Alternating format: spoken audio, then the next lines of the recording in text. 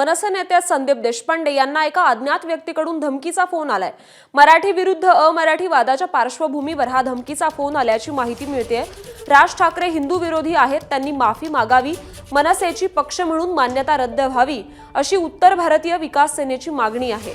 तर भैया आमच्या पक्षाची मान्यता रद्द करा म्हणत असतील तर त्यांना मुंबईत राहू द्यायचे की नाही याचा विचार आम्ही करू, संदीप देशपांडे यांनी आपली भूमिका जाहीर केली होती।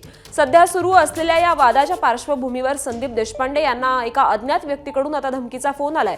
संदीप देशपांडे यांनी या व्यक्तीविरोधात दादर पोलीस स्थानकात तक्रार देखील दाखल केली आहे।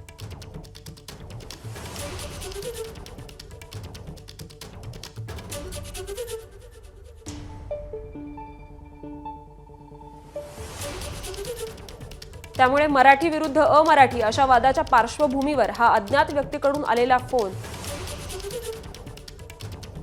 हॅलो, हा शिवी कशाला देत आहे? अरे तू शिवी दिलीस ना पहिले मला, तू दिली की दिली? तू दिली शिवी ऍड्रेस दे।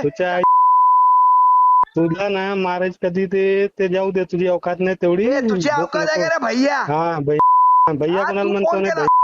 चल तुला पत्ता दे, उद्या येतो, तुझ्या हिंमत असेल तर उभा राहा आणि तिथे। हा तिकडेच येतो ना मी, कसाल तुला माझ्या घरी येतोस ये। चल बघू हिंमत येतो। किती येते। हा ठीक आहे, येतो। हा ये। हा बघ तू हिंमत, बघ हिंमत येतो, कधी यायचं ते सांग। ए जा रे भैया चला। ए भैया, तिच्या आईला एक सीट आणून निवडून आणून दाखव। एबीपी माझा, उघडा डोळे बघा नीट।